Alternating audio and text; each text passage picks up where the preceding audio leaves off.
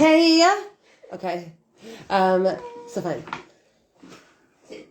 We're going to start off. Let's say like this. This is something that we have to really start speaking this lingo. This is the lingo. Yeah, this is the lingo of reality. The lingo of reality is chok pula v'tguva. Chok pula v'tguva means, in short, in general, what you put out, you get back energetically. Okay? People want to be loved. Who, in essence, do you see love the most? Who do you see that's loved the most? Happy people, giving people, loving people. Good. Vulnerable people. Good. Can you just shut this one? Good. It's the people that have love to give are the ones that experience love in their life. Okay? There's no, not that one. This one. That one's lit in my eye. It's like we're live. Come on in, everyone. Come on in. We're live. We're live, but we're also live here. Yeah. So We're live. Everyone online is gonna have to wait a sec until everyone settles down. I'll turn around the camera for a minute. Let's see who's here. Sup, Shana Betters. Shana Betters. Oh, because you're Betters. Yeah, we are. Hi. Okay, cool. They say hi. Everyone here say hi. Okay. All right, guys, we're starting. Okay. So this chok pu'ula v'tguva goes like this. What you put out into the world, you get back energetically. Okay. The people that have love are the people that have love in their heart. The ones that know how to give love are the ones that have love in their life. Okay. The people that have money are usually the people that also know how to let go of money. The Zohar explains to us, if you want money, let go of it. Let go of it. If you want to have more money come into your life, let go of money, which means give away your money, which means give tzedakah, give meiser, give away your money. If you hold on to something, energetically, what happens? What happens to you? If you hold on to something very, very tightly, you hold on to a relationship really, really tightly, you hold on to money really, really tightly, what happens? It runs away from you. It runs away from you. Okay? It runs away from you. We want to be able to know how to do things effectively. So, for example, we know, you guys are experts on this, that if you hold on to a guy too tightly, what will happen to him? He bolts, right? Because that's already, that's something that's known, okay? According to, like if you take a 10-year-old and you tell them this, or a 5-year-old and you tell them, if you want something close, what do? What will they tell you? What? Hold on to it. If you tell a 5-year-old, you want something close, so what do you do in order to have it close? Hold it. How tight do you hold it? Tight. Very tight, because that makes sense. It makes sense to the mind of a person that if you want something close, you bring it close and you hold it tight. And then you get a little older and you understand that if I want something close, doing that action is actually the opposite of what it's going to give me. It's going to give me the opposite of what I want. So specifically, if you love something, set it free. And if it comes back, you got it. Right? And that's when our minds start to form into adults and we understand that it's not, oh, I want money, I go get money. Or I don't give any money. Why? Because I understand already at this point in my life that that's not how life works. Just because I want something close doesn't mean that if I bring it too close to me, then I'll have it close. It might be the opposite reaction, the opposite effect. So what we're learning is spiritual laws for life. Tomer Devorah is spiritual laws for life. Just like if you want money, give it away. It doesn't make sense to the human brain. If you want money, hold on to it. If you want money, save it. If you want money, don't give it away. If you want money, don't give tzedakah. It goes the other way around because there's something that's called energy. And everything that you do in this world, every action, every thought, comes linked with an energy to it. Period. Everything. That's why it says that that's what we learned last year with Dr. Emoto and the water, that he spoke nicely to it, and it changed the molecules. Why? Because the energy of the words that we say impact the life that we're living, impact the cells in our body, down to the cells of our body, because we're 70% water. They impact the cells of our body, they impact how we view life, and how you view life is how you attract what comes into your life. Hands down, period. Okay? Because beyond what my brain thinks, that, oh, I need to have money, so I go to work. Or, oh, I need to get married, so I go on a date. Or, oh, I want to have this person be my friend, so this is what I'm going to do in order to get her to be my friend. It's like very clear in our minds. I want this, I do this. I want that, I do that.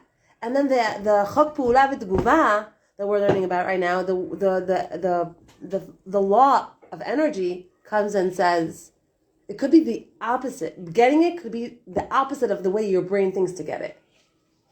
Because there's beyond what happens in the here and now, every single action has an energetic fuel to it, has an energy to it. That's why you'll walk into someone's house and you'll like the energy or you won't like the energy. Because usually the people's houses that you walk into that you don't like the energy, there's a lot of fighting that goes on there. There's a lot of cursing that goes on there. There's tension, there's stress, there's anger, there's stuff. And you're an outsider. You're a nobody. You just walk into the person's house, you feel it. Why? Because just because we can't see it in our eyes doesn't mean that it's not there. It's so there. It's so there. It's so there. You talk to a person, you see kindness in their eyes. How does a person merit to have kindness in their eyes? Where does that come from? Working on it. Which means kind actions, okay? Kind actions of extension, of giving, of seeing the other person, of going to volunteer, of walking the kid across the street, of picking someone's sweater off the floor even though it's not yours. Kind actions makes a kind person. You understand? How does it make the person into a kind person? How does it make a person? Have you ever seen a person you ever see literally people that have moved from not keeping Shabbos to keeping Shabbos? Have you seen their faces? Have you seen the changes in people's faces from people that don't keep Shabbos to people that start keeping Shabbos? Their faces change, their eyes change. Something settles, something becomes more, adin. Adin is, how do you say adin? What? Refined, exactly, good word. Refined. Something becomes more refined in their expressions, in their face, in their actual face. Why? Because what you do dictates who you will become. What you think dictates who you will become. And your actions and your thoughts and your words really create the life that you're living. And we learned this in Breakthrough last year. But really create the life that you're living. I remember I had friends, your friends are a very good way for you to see where you're holding in life. Okay, who you're attracting. I have some amazing friends, but I remember going through periods of my life where I would just hang out with my friends all the time, and I'd look around the circle and be like, nobody here has a job, nobody here goes to school, nobody here has a good marriage, or is divorced, or has a bad marriage. And I'd be like, why am I attracting I love these girls, they're awesome people. But why is this my group of people that I'm hanging out with? Oh, I don't have a job. Oh, I don't really do anything with my life. Oh, I'm not married, or I'm not in a relationship. You attract what you are. And it's a very, very, very important thing to be able to look out and not judge anyone, but just say, where do I want to be? And where do I want to be is a very, very important question, because you can make that happen. I remember I had a friend that she has such trust issues with the world, that literally she'd be like, don't trust her. She's like, nah, I'm telling you, she's lying. Or she'd be like, did she give me back the right change? I'm telling you, she kept me your change. Check. Or she always had this tone, this not trusting thing, and oh, that person ate my stuff from the refrigerator. She knew it was mine. She ate it anyway. Everyone's out to get her. Everyone's trying to get her. Everyone's trying to bring her down. Everyone's trying to, and it's not the case. But that was her worldview, and that's what she experienced over and over and over again. And nobody was trying to do anything on purpose, but that was her reality, and that's what she kept on attracting over and over again to her. So what are we learning today? We're learning today that Hashem expects us to be like Him. There's a mitzvah in the Torah that we learned this for last year. V'alachta b'derchav, walk in my footsteps, Hashem says. Walk in my footsteps, walk in my footsteps. I was life coaching someone yesterday, and she is in a really tough situation. I'm not going to get into too many details because we're online here. But she's in a tough situation, and her husband has gone AWOL, just disappeared, and blocked her on all platforms. And she is pregnant and she has a baby, and he's just disappeared. And I was coaching her, And she was obviously coming up with all of these things, and like, how could it be that like his parents are picking up our child and not him? How does this happen that he disappears, does whatever he wants, hangs out with friends, does whatever he wants, and I get left here with being pregnant, having a baby to take care of, having to work, having to deal with the house, having to deal with everything. I can't even reach him because he's blocking me on all ways of communication. And his parents are the ones that I have to co-parent with. How's that even normal? And this is the way the conversation went. Okay? I'd love to teach life coaching. It's fun. Maybe another time, another lifetime. So the conversation went like this. I said, do you trust these people? She said, yeah, they're good people. Like, they're good grandparents. I mean, they don't care about me or the baby or my pregnancy, or they don't ask how I'm doing, but they are good to my child. And I was like, your child comes back, you have a set schedule with them, they keep to the times. She's like, yeah. Your child goes and your child's happy to go. Yeah. Your child comes back on time. Yeah. Your child's fed, bathed, she looks good when she comes back. Yes. Is she happy? Yes. Does she love them? Yes. Who are you co-parenting with right now? Them. And thank God, she said, it's not him, because he is like so irresponsible. He doesn't know if she ate, when she ate. He wouldn't know how to change her diaper. He doesn't know anything. I would never put her in his hands. So then what's the problem? The problem is that what a chutzpah. I just called his mother and I made it very clear to her that she's no longer picking up our daughter. If he wants to see his daughter, he comes to the door, he picks up his daughter, he puts her in the car seat, and he takes her to his house, and then over to his parents' house, and he brings her back. I do not want to deal with these parents. Is she right? Is she right technically? Technically, yeah. Technically, he's the father, she's the mother. Why is she dealing with these people? Okay, so they're the grandparents, but like, he left. He took off. It's not fair. It's not fair that I get stuck having to carry the whole load, and he does whatever he wants, and his parents have to babysit when it's his shift and his time with his daughter. Okay, and he gets scot-free. He gets off scot-free. Is she right? Yes! 100%, and I think every woman would feel this way. Like, excuse me, can you carry your load? Thank you so much. And don't send messengers like you have to do. Okay? But then the conversation went a Tomer Devorah way. Okay? And this is why, I'm telling you this too, because Tomer Devorah way in Hashkafa is so different than the average Hashkafa. Because another therapist or another life coach or somebody else will probably tell her, take him to court. Take him to court, write up an agreement, make sure that he shows up in court, and if he doesn't show up in court, like he's not showing up for her, then you're going to have full custody. And then you win. Okay, that's the advice I always got. And that's the advice lawyers give, and that's the advice that's out there a lot of times. There are also mediators and people that have different ways of advising, but that's basically the major way of advising. It's you versus him. Take him to court. So I said to her, can I ask you a question? She's like all riled up. Who's going to be co-parenting with these people for the next 18 years? Because you have an unborn baby and a 1-year-old. Who's going to be co-parenting? She said, me. I said, she's happy? Your daughter's happy that she goes there? Yeah. She's taken care of? Yeah. If she goes to him, would that make you feel calm? No, I would be very, very nervous.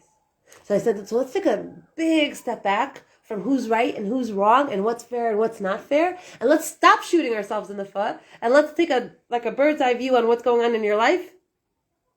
Right now, she's picking her up. She's bringing her back. They're doing all the heavy carrying. You trust them much more than you trust him. Your daughter is in good hands. Who are you shooting in the foot? And who else? And your kid. Because you're right and he's wrong. So we're not going to be right or wrong. We're going to take the high road. We're going to go God road. We're going to take the Tomer Devorah path, which is peace. Peace, love, and harmony. In a fixed world, the situation you're in wouldn't even exist. But we're in a broken world. And you're right. And he's wrong. And it's not fair. And it's not fair what's going on. But in a broken world, a lot of things are not fair. A lot of things are not fair. Let's start from there. Point number 1, a lot of things are not fair. The point is to be smart, not right. Smart, not right. How do I make this work? Not how do I nitpick on what's not working here? How do I fight with another person? You're right, he's wrong. Clearly he's He's out to lunch. There's so much to say about him. But bottom line here is, how do we make this work? How do we make this work well for you, for your daughter, for your unborn baby? How do we make this work? And how do we walk out being right? As I said, for the next 18 years you have to deal with these people. You want to make sure you keep your friends close and you keep your enemies closer. You make sure that after this phone call with me, I didn't say this to her, it was a life coaching session, but I'm just basically telling you the gist of it. I don't tell my clients what to do. I bring it to them and then they realize themselves. After this phone call with me, you're going to make a phone call to her, to your mother-in-law. And you're going to tell your mother-in-law, welcome. And you're going to tell your mother-in-law, thank you so much. Thank you so much for driving my daughter, back and forth and being on time and keeping to schedule and feeding her and bathing her and taking such good care of her. I so appreciate. And I'm going to retract what I said. Come pick her up. It's fine. Come pick her up.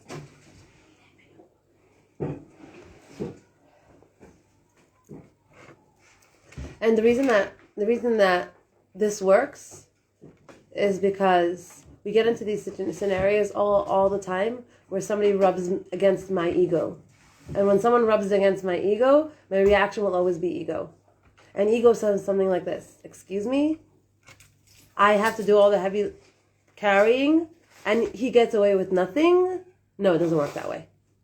Ego sounds like this: excuse me? Everybody knows that I'm sensitive to people sitting on my bed and she just came here and sat on my bed and touched my stuff and didn't ask?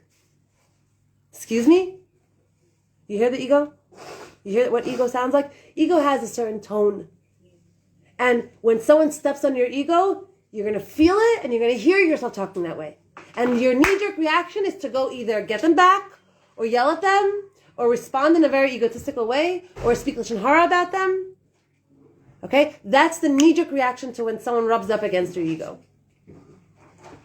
And this work of Tomer Devorah is the opposite of ego.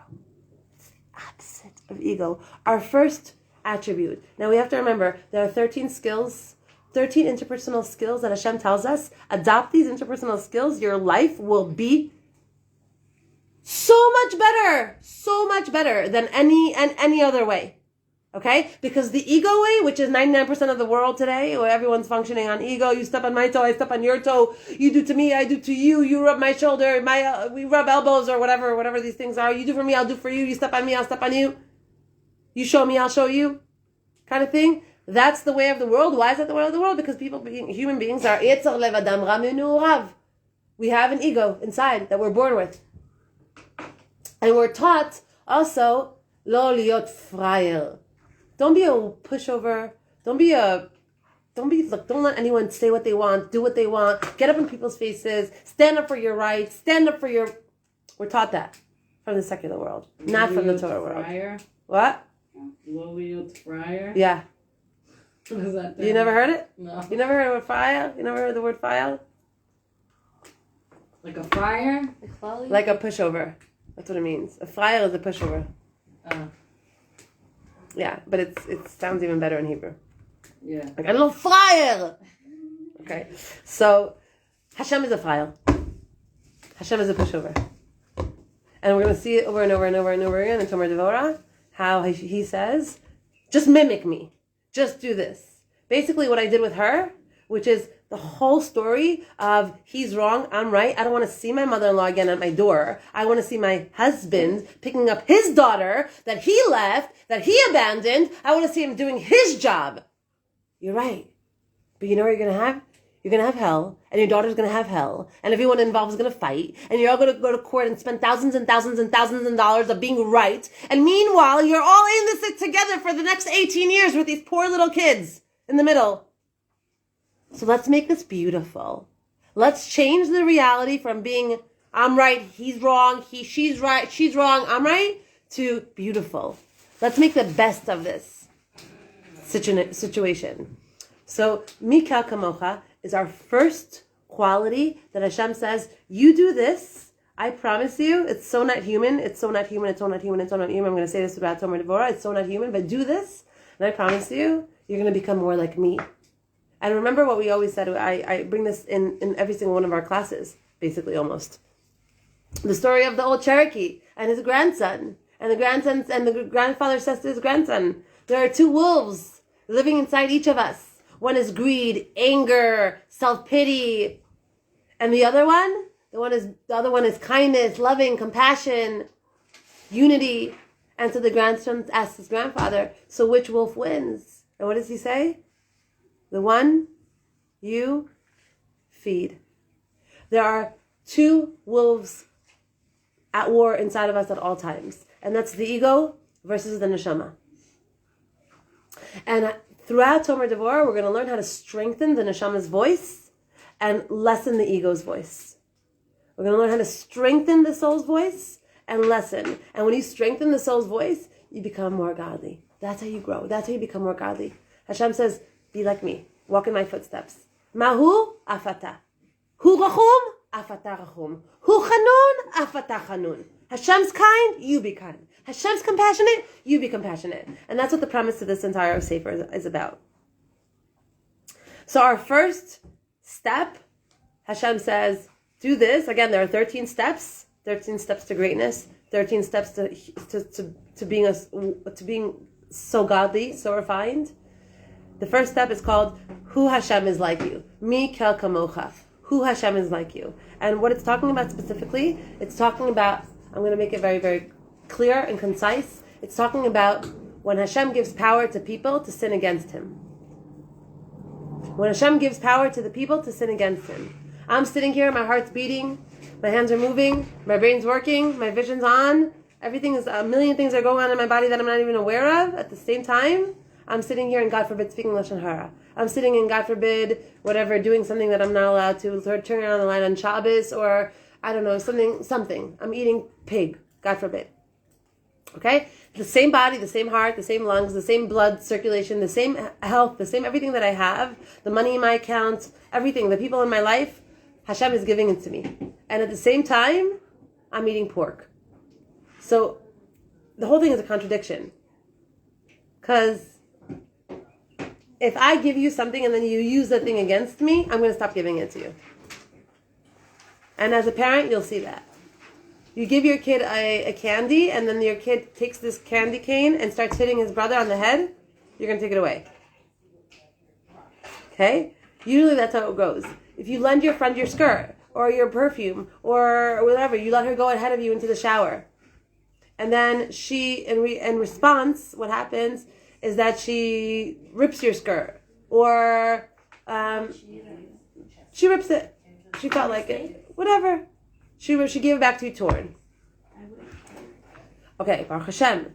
But let's say somebody would. It's like $1,000 skirt. Okay, could you please get it fixed? But like, I wouldn't. You have to be responsible.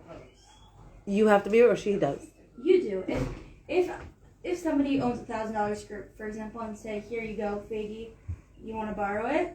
Like she wants to borrow it. It's up to me to say, you know what? There is a chance of it getting stained and getting ripped. Do I really want that risk? It's up to you. Good. You have to do your part. Right.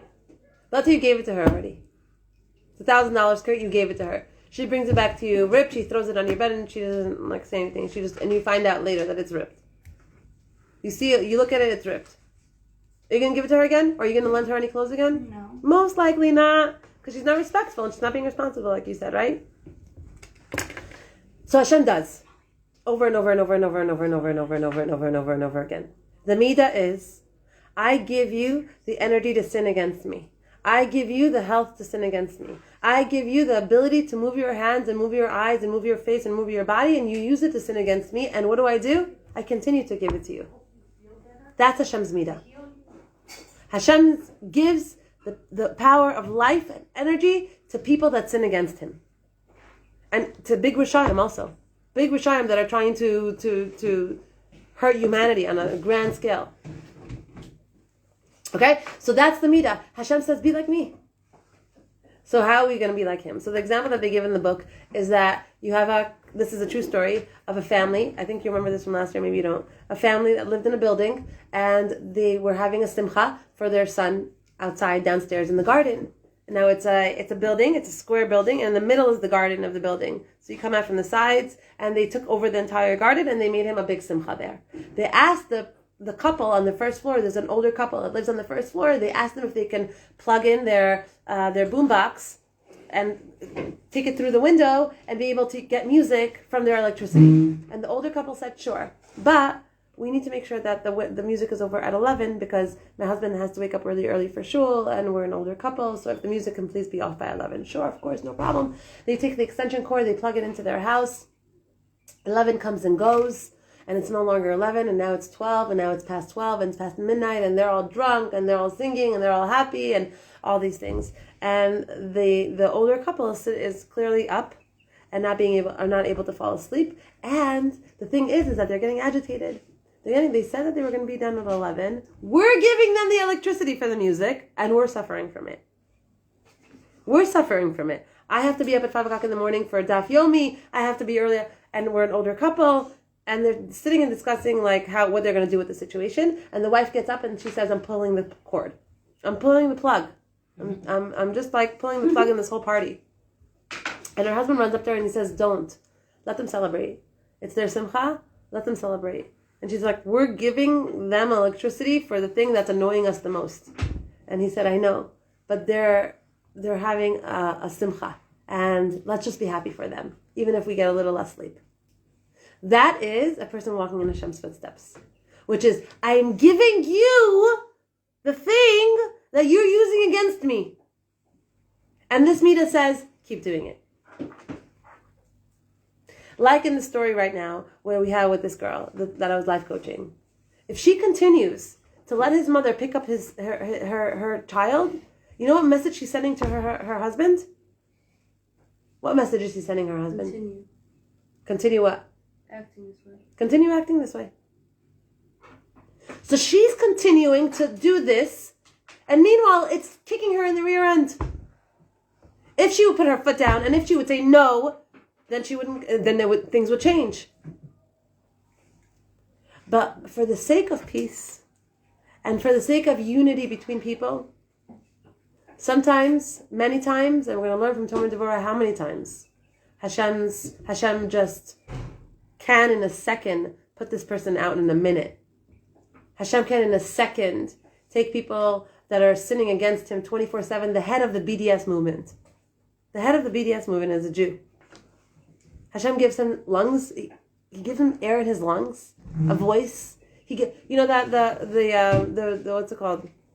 The Arab preacher that had a heart attack right after he cursed Israel. You saw that? Did you see that a few days ago? He did. He died from a heart attack. Yeah, that's what he said? Yeah. Did you see this?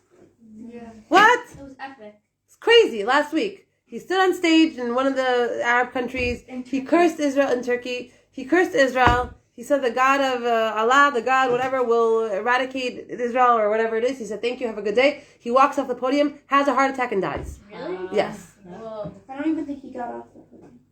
No, he didn't get off the podium. Yeah, he was still on the, he was still on the stage. That is the opposite of this midah, which means someone that's, it says, whoever will curse the Jews will be cursed, right? It says it in the Torah. Whoever will curse you, Klal Yisrael, will be cursed. Okay? In this midah, we're learning Mikal Kamocha is that you'll have a Russia, like the head of the BDS movement. You'll have a Russia, like, I don't know, many Risham in this world. Many Risham in this world. Right? And Hashem still continues to feed them, still continues to give them their body, their health, their well-being, their cars, their kids, their bank accounts. Why? Why can't Hashem do what he did with this dude? The second he cursed, he was done, finished. No more air. No more air. No more blood circulating in your body. Bye-bye. No more. You curse the Jews, I'm going to punish you. So, this is exactly what we're learning. This is exactly the quality. Hashem wants us to be patient. Hashem doesn't want us to fly off the handle. Hashem doesn't want us to immediately go to ego response. Hashem doesn't want us to immediately go towards the knee-jerk reaction of, excuse me?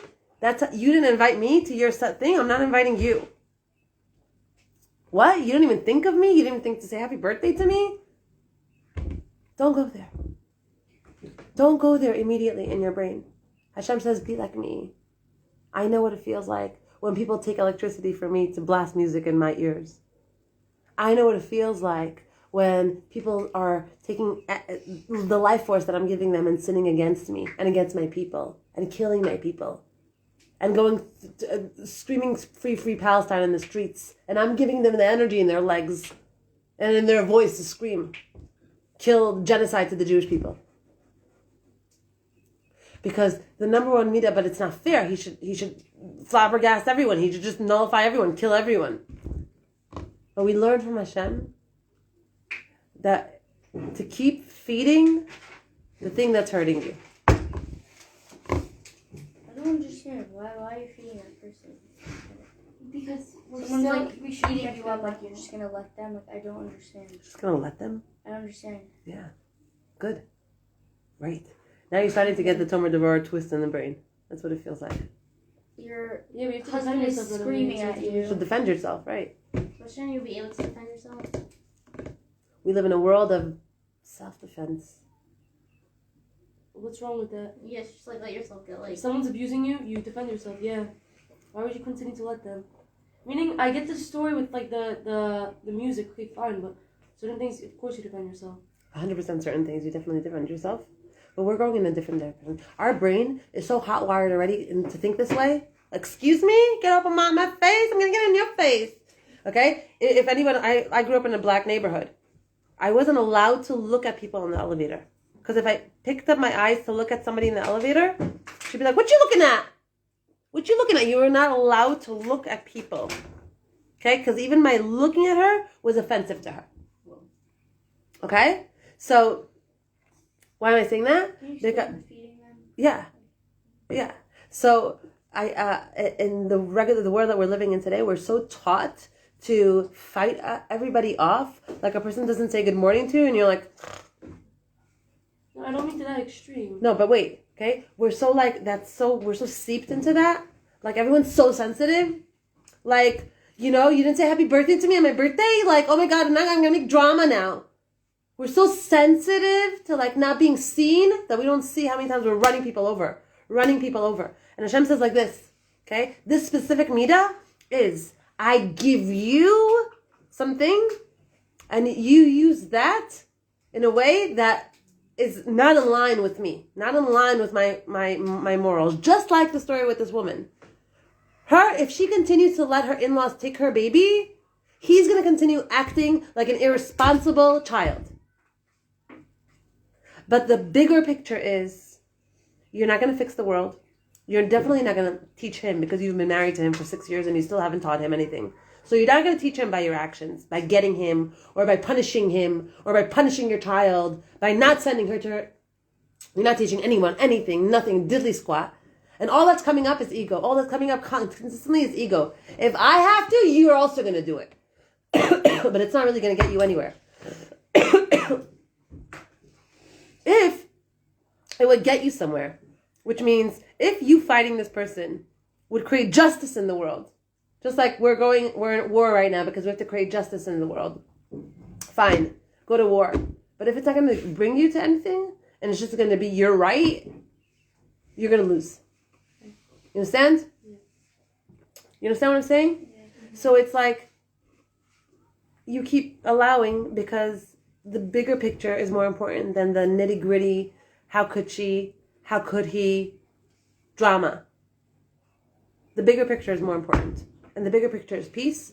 And the bigger picture is staying away from, it says that anyone that stays away from machlokes, stays away from, a person that's involved in machlokes, for example, if you have no problem like creating fights, like drama over every little thing, like, and being negative, somebody left the cheese open. Oh my gosh, who's so, like not sensitive to keep the refrigerator door open? Or why is it always that when I walk into the shower, the floor is all wet?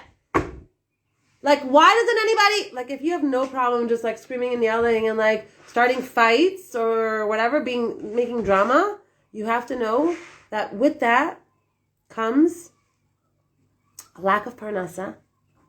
Big time lack of parnasa. Machloket, it says chelek met. Machloket literally means chelek met. That's machloket, which means you're killing off a part of your mazel, your neshama. You're killing it off. People that make drama a lot are a lot in the ego. They're a lot in the ego state. I was at a family for Shabbos like 3 weeks ago, and they were like that, and I literally wanted to like tell Uncle to like shut up like the whole meal. I was like, oh my god, like we just like see the negativity in like every single one of their faces, like the kids, the parents. I was like, oh my god. Exactly. Me and a friend just like stayed outside the whole time. I was like, okay. But you have to also realize that if Hashem put you in that scenario, He wants you to see it from an outsider's perspective. No, I did, and I was like, oh my god. Yeah. Never.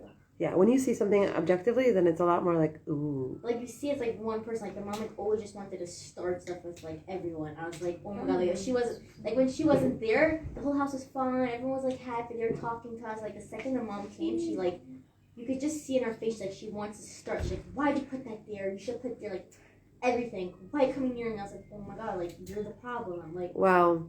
Wow. Wow. Literally, me and my friend, like, the mom is literally, like, without her, like, the house would just be so peaceful. Like, the woman is the problem. Wow. Like, they make the household. Like, Yeah. Yeah. I was like, I Yeah. literally want to tell her in her face, like, you have issues. Like, I so, don't like, think you should do that. I was Yeah. not gonna do that, but, like, she has major, like, Yeah. Yeah. And that's exactly what we're talking about. We're talking about that ego. I got so, like, tense when I was like, Mom.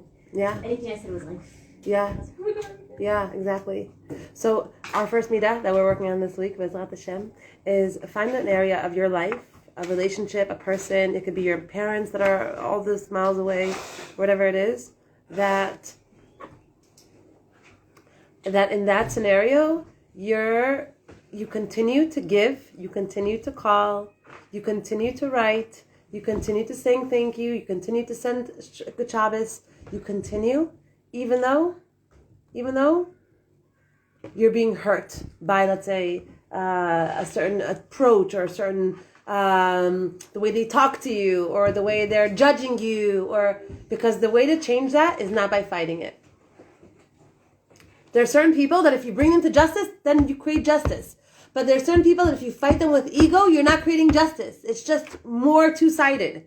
You're creating more of a separation between the two of you. And it doesn't mean now to go be around toxic people. It just means to know how to not be a toxic person. That's basically what we're learning today. All right, girls. Have a great day, great week. Okay.